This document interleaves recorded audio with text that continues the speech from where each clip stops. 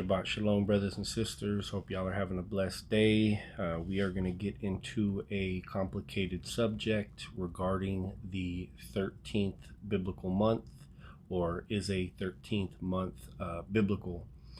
I don't know where you guys are with your studies with this subject.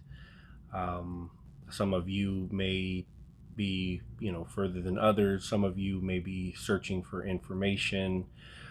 There's all kinds of different calendars out there. Even people that believe in a solar calendar or lunar calendar or what have you have different views even within that category or group. So during the first kind of portion of this video, I will try to keep it as simple as possible, while still, addressing the issue and the subject, which is complicated. And then as at the end, we'll get a little more in depth, and it's going to get a little more complicated, just to kind of give you guys a heads up. So over the years, I've been studying the calendar more and more, paying more and more attention to the moon, the cycles of it, the amount of days of it.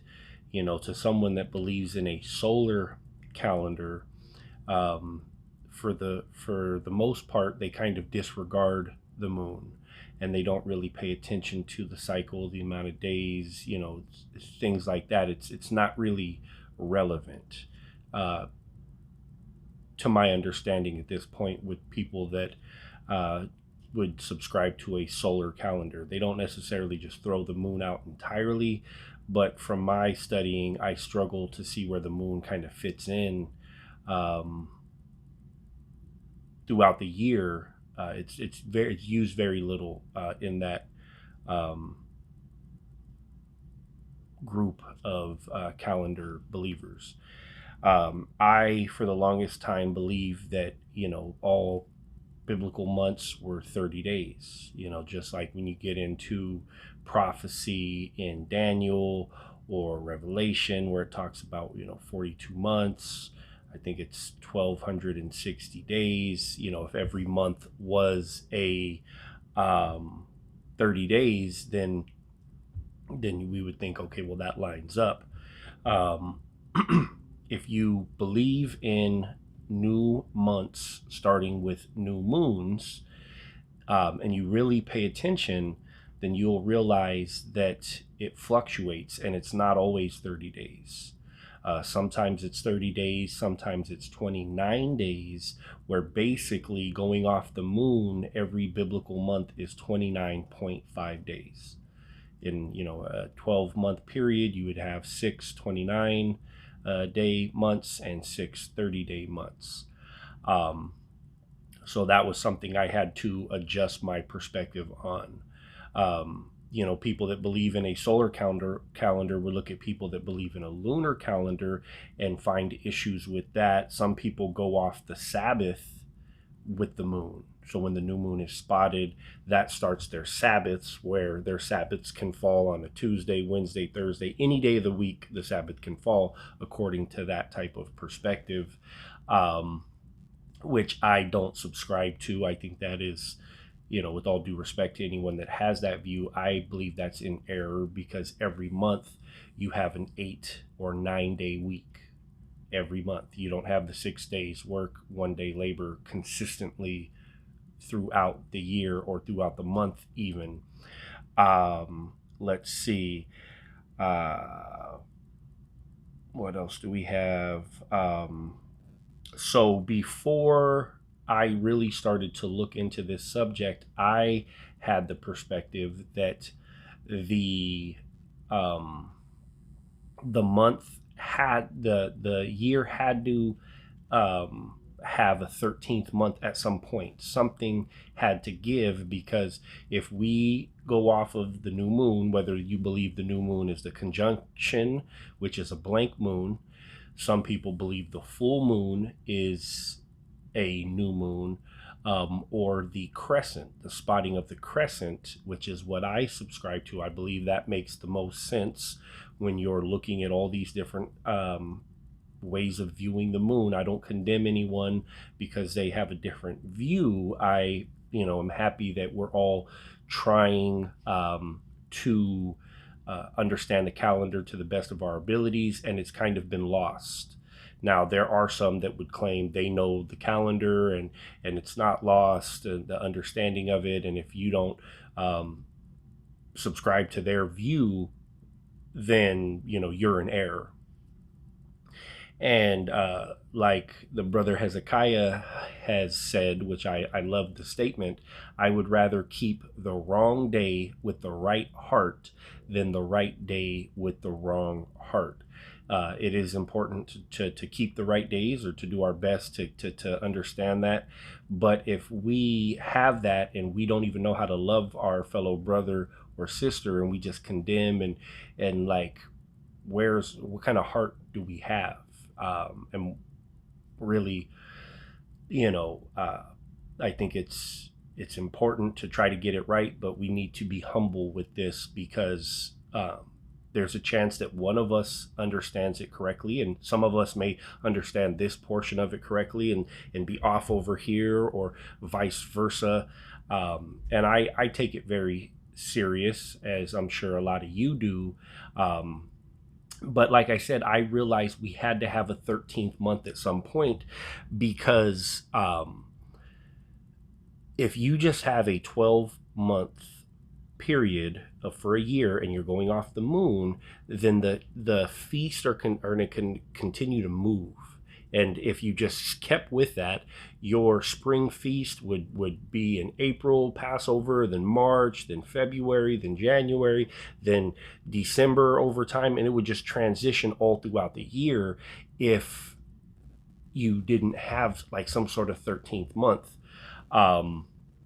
So I felt like there had to be a 13th month, with that understanding of the new moons, and the moon dictates the month. There's people that would, for these reasons, say, well, that's why it's a solar calendar. I think the moon is far too precise the way Yah designed it to, at a crescent, show a little tiny bit of light and then increase day after day after day after day till it's a full moon about the middle of the month, and then start to lose light, waning towards the end of the month. And then, you have a blank moon where you can't see it for either 1 or 2 days. And then all of a sudden there's the new moon again. There is the crescent. So for that not to have anything to do with the months, I feel like that is error, and would be a waste of Yah's design to have something so precise, but that has nothing to do with the month. And no offense to anyone that doesn't share those views or beliefs. This is very complex and complicated. So we're going to get into a few verses here now that we've kind of established those things. Starting in Genesis 1:14 through 16, it says, "And God said, Let there be lights in the firmament of the heaven to divide the day from the night, and let them be for signs, seasons, days, and years, and let them be for lights in the firmament of heaven to give light upon the earth. And it was so. And God made 2 great lights, the greater light to rule the day, and the lesser light to rule the night. He made also the stars."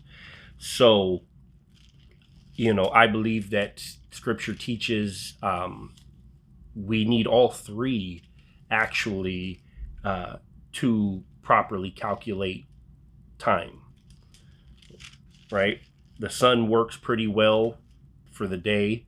The moon works pretty well for the month.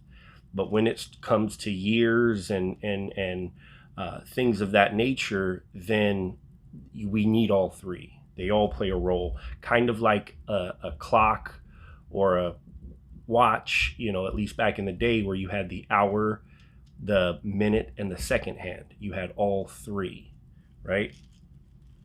So we're going to get into, let's go to Numbers 10, 10,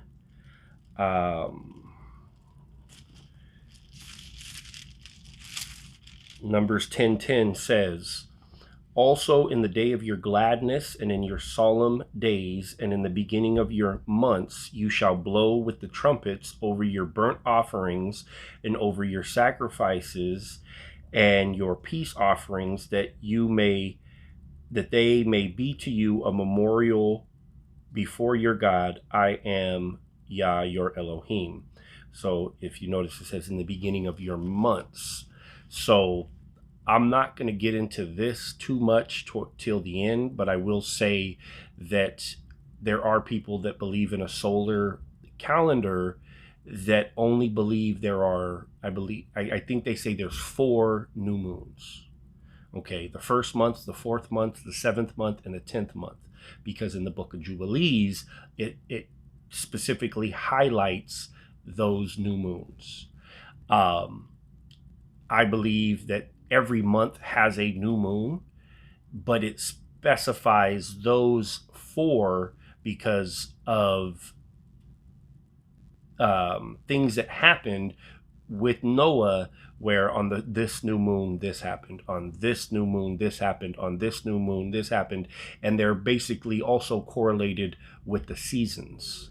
Okay, like I said, this starts to get very complex when you really look into it, because unfortunately in the canon, the 66 books that we have, it's the calendar is not very clear. You kind of have to get into other books.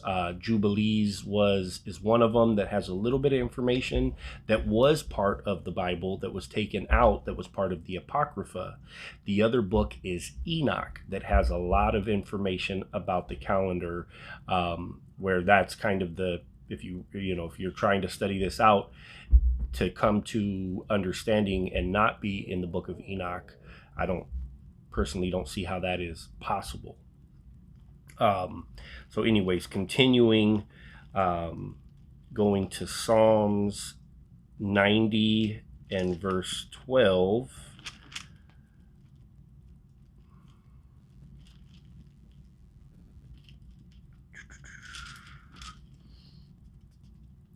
Verse 12 says, so teach us to number our days, that we may apply our hearts unto wisdom. So it is, a serious matter to try to get these days right. I believe it is in the book of Jubilees where it talks about making a unclean day a holy day, or a holy day an abomination. Something along those lines is what it says. So it sounds very serious. At the same time, I still think we need to keep the right heart with this. I would rather keep the right days, period. But if I had to make a choice between the two, I would rather keep the wrong date with the right heart than the right date with the wrong heart. It's like keeping Torah and you can't love your brother or sister. You can't love your fellow people. Like, we might be deep in the game, but we got the rules missing. We are tripping, right? So, wisdom in the book of Proverbs 1:7, it says that fear of Yah is the beginning of knowledge. In Psalms, I believe it is 9:10, it says that fear of Yah is the beginning of wisdom, right? So we need to first reverence him, fear him, and we can start to become wise, when it comes to his commandments. And some of those commandments are the feast, are Shabbat, and what have you. One more place in Psalms, Psalm 104 and verse 19, it says, he appointed the moon for seasons, the sun knoweth his going down. Okay, so he appointed the moon for seasons, and that's where people that would say the 4 new moons, 1st month, 4th month, 7th month, 10th month, which you could still keep the feast with only kind of acknowledging those new moons, right? Because the 1st month sets the dates for the spring feast, and then the 7th month sets the date for the fall feast. But if we go back to the Hebrew, in this verse, it says he appointed the moon for seasons. That word is Strong's 4150 moed.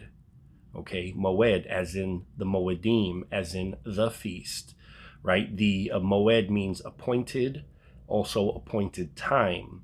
So he appointed the moon for moed. So not just the seasons, but the appointed times. And in Numbers 10, we are told to acknowledge the new moons.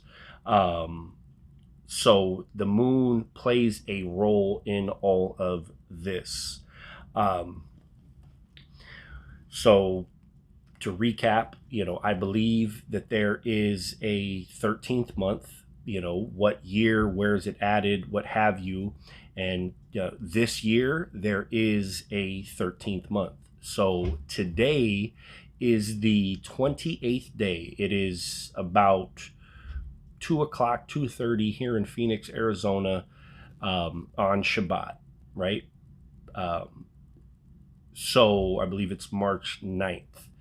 March 11th, that evening, I believe it's a Tuesday, Monday, Tuesday, March 11th that evening should be the new moon.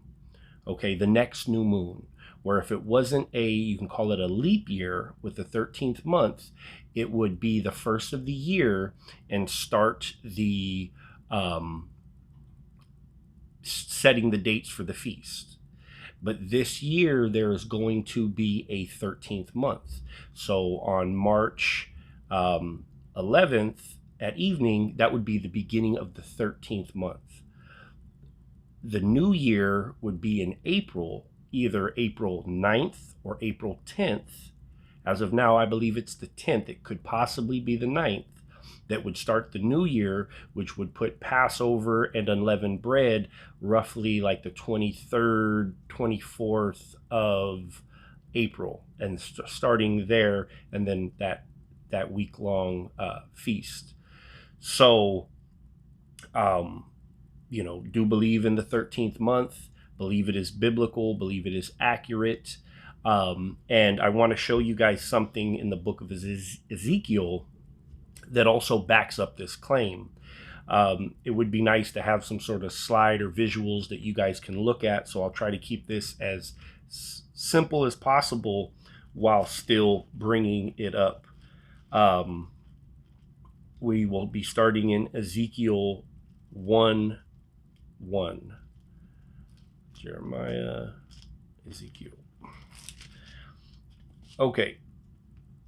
It says, "Now it came to pass in the 30th year, in the 4th month, in the 5th day of the month, as I was among the captives by the river of Chebar, that the heavens were opened, and I saw visions of Elohim. In the 5th day of the month, which was in the 5th year of King Jehoiakim's captivity, the word of the Lord came expressly unto Ezekiel the priest." So if you pay attention to those dates, we're given the 4th month, the 5th day. It does say the 30th year, and it does say the 5th year of King Jehoiakim's captivity. So there are different perspectives on what the 30th year means. I think it makes the most sense that was Ezekiel's age. He was a priest. In the Torah, in Numbers chapter 4, verses 23 and 30, it talks about, the priests being of age at 30 years old, kind of like the age of accountability being 20. Several places in the Torah, it talks about entering into the priesthood at the age of 30 until the age of 50.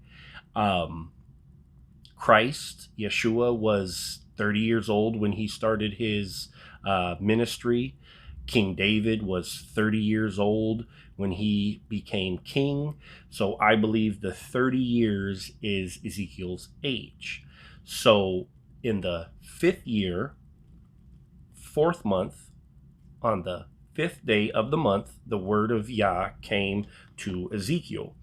And throughout these first 7 chapters into the 8th chapter, God told Ezekiel some very peculiar things to do. I would imagine a lot of you guys, or all of you guys, are familiar with this. We're talking about the bread.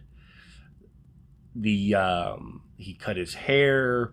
He built a little model like of sieging Jerusalem. So he did all this stuff. He also lied on his side for 390 days for the sins of Israel, and 40 days on his right side for the sins of Judah.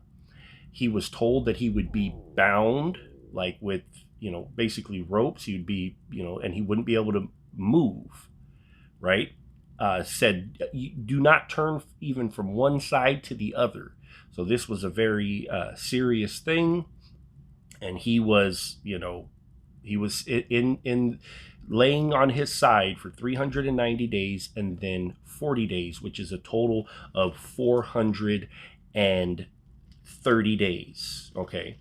So even if he started that day, okay, let's just say he started 4th month, 5th day of the 5th year, right? Even if he started that day, in Ezekiel chapter 8, okay, in verse 1, it says, "And it came to pass in the 6th year, in the 6th month, in the 5th day of the month, as I sat in my house, and the elders of Judah sat before me, that the hand of the Lord God fell upon me." And then he started taking them into visions and stuff like that. But anyhow, okay, you had the 5th year, 4th month, 5th day.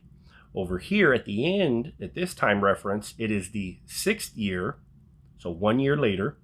It is the 6th month, so 2 months later, 5th day. So the 5th day, exactly that. So in the book of Enoch, in the book of Jubilees, it says that the solar year is 364 days. So if he started this process on the very first day he was given the command, the precept, 364 days, 2 months, let's just say 30 days, you're at 364 plus 60, you're at 424 days. So at that time in Ezekiel 8:1, there was not enough time for him to accomplish all the days he had to accomplish. You also have in Ezekiel chapter 3, verses 15 and 16, it says, "Then I came to the captivity at Tel Abib that dwelt by the river Chebar, and I sat where they sat and remained there astonished among them 7 days. And it came to pass at the end of 7 days that the word of the Lord came unto me, saying." So you have him there for a week. So even if it was that day, on the 5th day, that he went and was there for a week, so that would have been the 12th day of the month, that only hurts the time frame of having enough time to accomplish the 430 days. As a matter of fact, the only way it works out is if that was a leap year and there was a 13th month, because then there was more than enough time.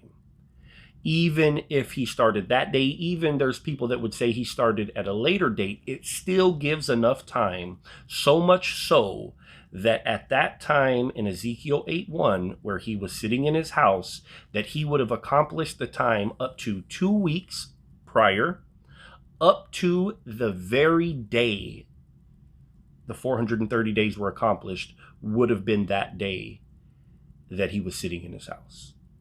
So either way, that is a way to prove, make an argument for the 13th month, call it a leap year,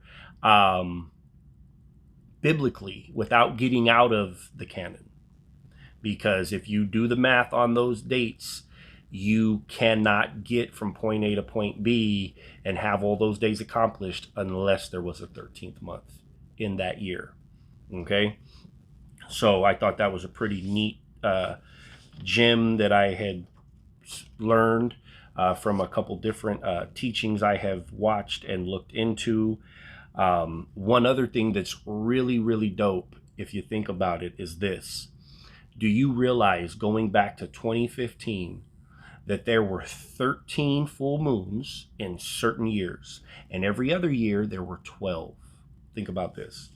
In 2015, there was 13 new moons. 2016, 2017, 12. In 2018, there were 13 or full moons. I'm sorry, I said new moons. So if there's 13 full moons, then obviously there's 13 new moons. In 2015, there were 13 full moons, 16, 17, 12. In 2018, there were 13 full moons. In 2019, there were 12. In 2020, there were 13 full moons. In 2021 and 2022, there were 12. In 2023, there were 13 new moons. So basically, that works out to basically every 3 years. If you're paying very close attention, there was only a 1 year gap in between two of those 13s. But the way our year and their year overlap, you could run into a situation like that, because their new year starts in the winter and the biblical new year starts in the spring. So that's where you would run into that. But how dope is that you have like almost confirmation where you have these full/new moons, 13 basically every 3 years, precisely where it goes to show, like, that's not, I don't believe that's coincidence whatsoever. Okay, so now we're going to get a little more into it. It's going to get a little more complicated. We are going to get into the book of Jubilees and the book of Enoch to look into the matter more so. In Jubilees, it is chapter 6. I have this book here that's got, what does it say, 54 books. So this book's got all kinds of books in it. I have the original Apocrypha that was taken out, but then I have, and do I subscribe to all these books as scripture? I don't know. I don't know. I think some of them pass the test, some of them do not. But I think there's very useful information in these books, even if you do not consider them to be scripture. And when it comes to the calendar, without going into these books, it just makes it very hard to come to a clear understanding. So anyhow, in Jubilees chapter 6, verse 23, it says, "And on the new moon of the first month, and on the new moon of the fourth month, and on the new moon of the seventh month, and on the new moon of the 10th month are the days of remembrance, and the days of the seasons in the 4 divisions of the year." So that is where someone that subscribes to a solar calendar would say, see, these are the new moons. If we keep reading, it says that on this new moon, this happened. On this new moon, this happened. On this new moon, this happened, so on and so forth. That does not mean there's not other new moons throughout the year. Like I said, this stuff is going to start to get complicated. So if we fast forward up to verse 30, it says, "And all the days of the command will be 52 weeks of days, and these will make the entire year complete. Thus it is engraved and ordained on the heavenly tablets, and there is no neglecting this command for a single year or from year to year. And command the sons of Israel that they observe the years according to this reckoning, 364 days, and these will constitute a complete year." So right there, it's saying 364 days constitute a complete year. I agree. I just believe that the sun and the moon work together. And what we're going to read here in a little bit is that the moon falls behind the sun 10 days per year. Okay, 10 days per year. where every 3 years, that would be 30 days, needing that 13th month to catch up and stay aligned. Now, that doesn't mean that the moon is doing something wrong. This is how Yah designed the moon to work, right? So, if we continue, it says, this constitutes a complete year, and they will not disturb its time from its days and from its feast, for everything will fall out in them according to their testimony, and they will not leave out any day nor disturb any feast. But if they neglect and do not observe them according to his command, then they will disturb all the seasons, and the years will be dislodged from this order, and they will neglect their ordinances, and all the sons of Israel will forget and will not find the path of the years, and will forget the new moons and seasons and Sabbaths, and they will go wrong as to all the order of the years. For I know, and from now on will declare it to you, and it is not of my own devising, for the scroll lies written before me, and on the heavenly tablets the division of days is ordained, lest they forget the feast of the covenant and walk according to the feast of the nations after the error and after their ignorance, which is what a lot of Christianity does with the way they celebrate unholy days, the day of worship weekly, the new year. It's all been dislodged, and it's a bunch of ridiculousness. So anyways, pay attention to this verse. It says, for there will be those who will assuredly make observations of the moon, how it disturbs the seasons and comes in from year to year 10 days too soon. So see, you would read this verse and you would say, well, should we go off the moon? Should we observe the moon? Well, absolutely, we should observe the moon.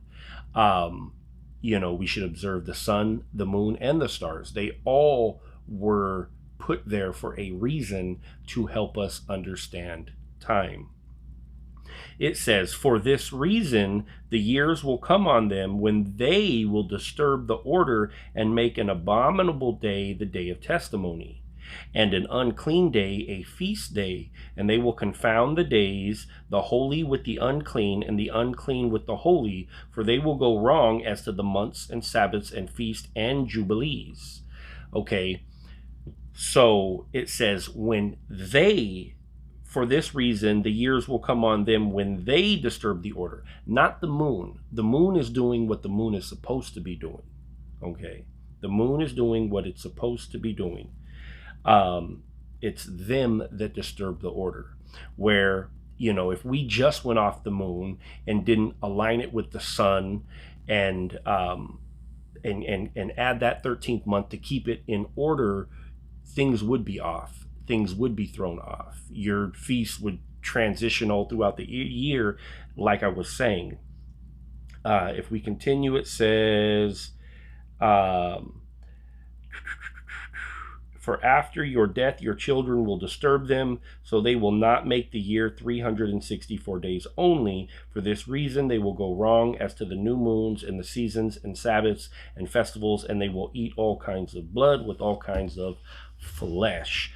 So, to be honest, one could say that those verses would almost seem to argue against the way I understand the calendar. So I read it or something else. To me, it's important to put that out there so you guys, like I said, it's going to get complicated, but so you understand what we're dealing with. There are verses that would seem to say something, but it's not that simple.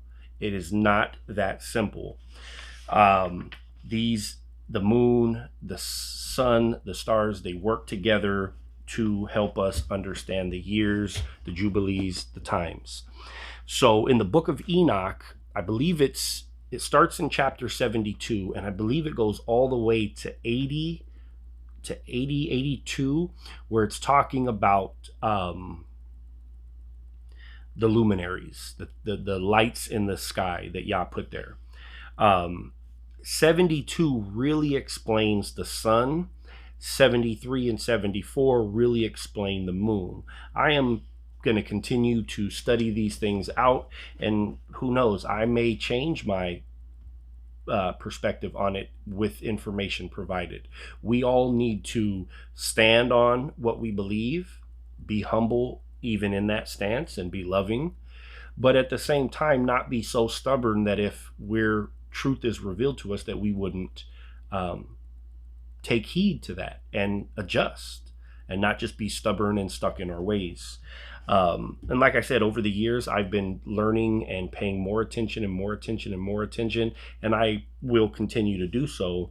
So anyhow, let's go to Enoch, First Enoch, chapter 72, starting with verse 1. It says, "The scroll of the courses of the luminaries of the heavens, the relations of each according to their classes, their dominion and their seasons according to their names and places of origin, and according to their months, which Uriel, the holy messenger, who was with me, who is their guide, showed me. And he showed me all the laws exactly as they are, and how it is with regard to all the years of the world, and continuously until the new creation is accomplished, which endures forever.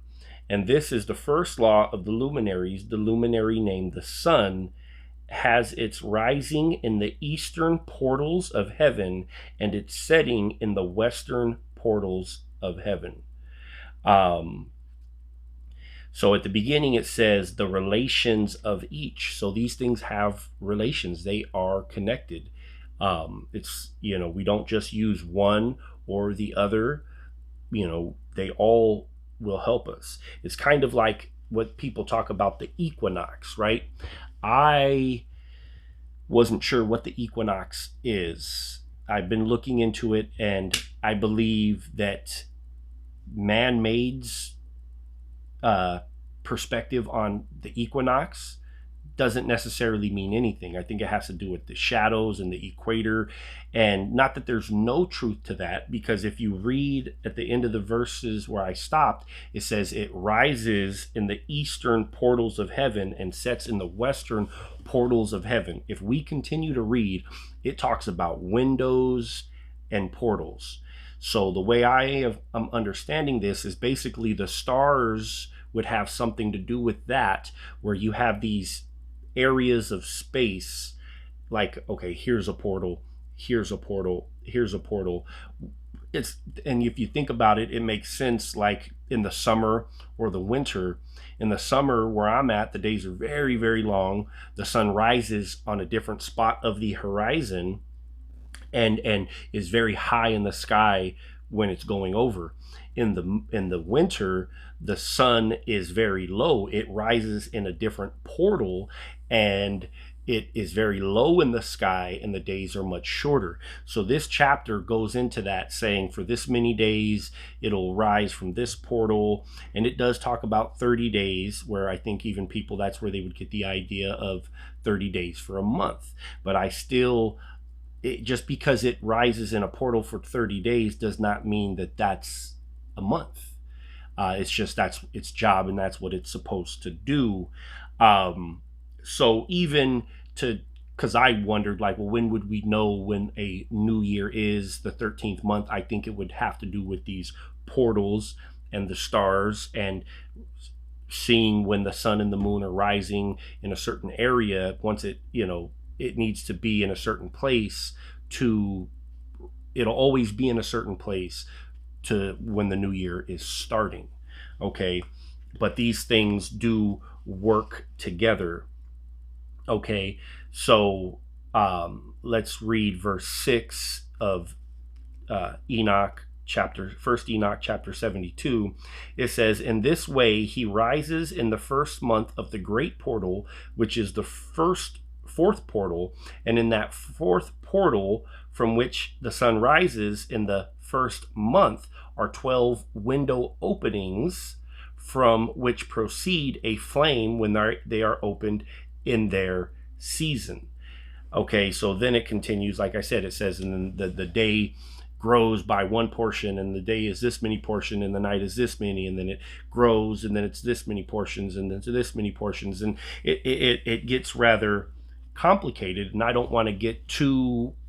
It's not something that's vital to know, to understand whether we should have a 13th month or not.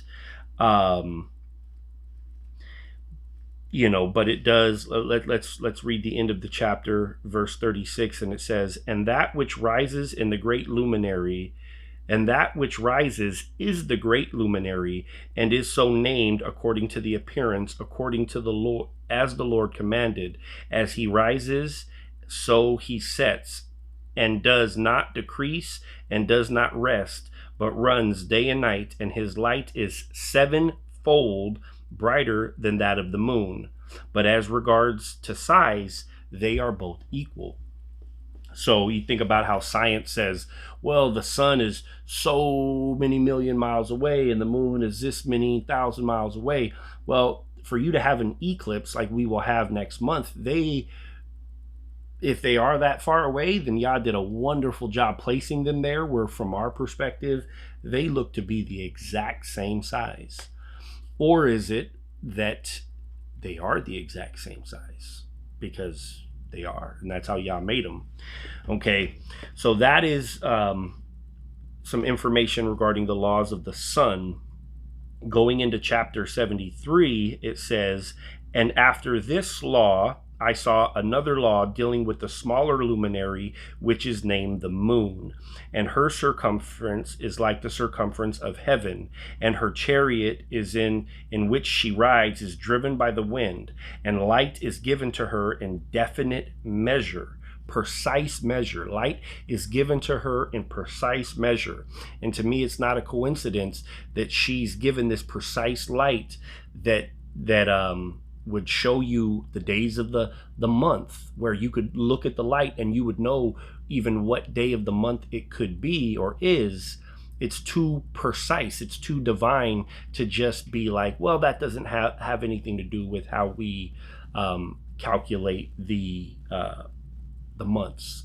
So anyhow, it says, and her rising and setting change every month, and her days are like the days of the sun, and when her light is uniform, it amounts to the 7th part of the light of the sun. So when there's a full moon, the sun is 7 times greater than that light that comes from the moon.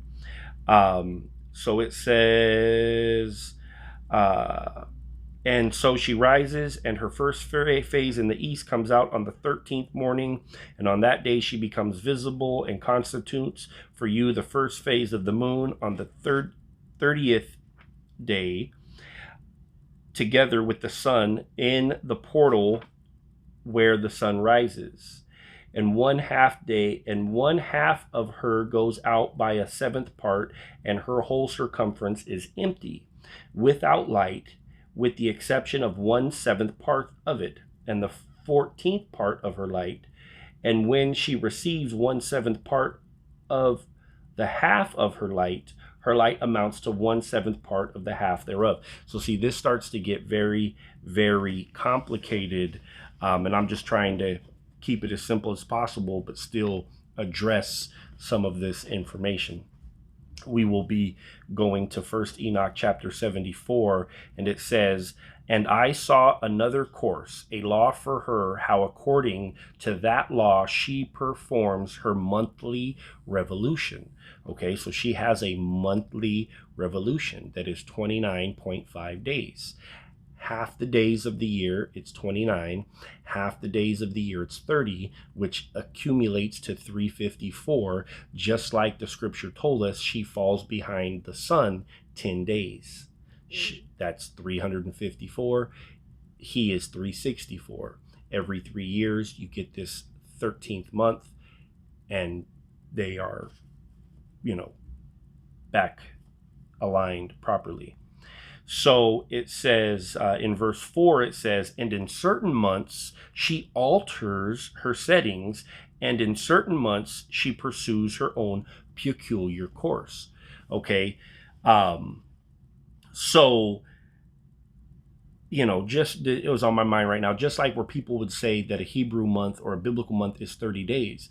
Well, Enoch talks about it being 364, where even the 30 days every month, we don't have a proper, we don't have proper addition here. And even though it says that she alters her settings and pursues her own peculiar course, Yah made her like this. Yah designed her to do this. She's not like malfunctioning or doing something in error, right?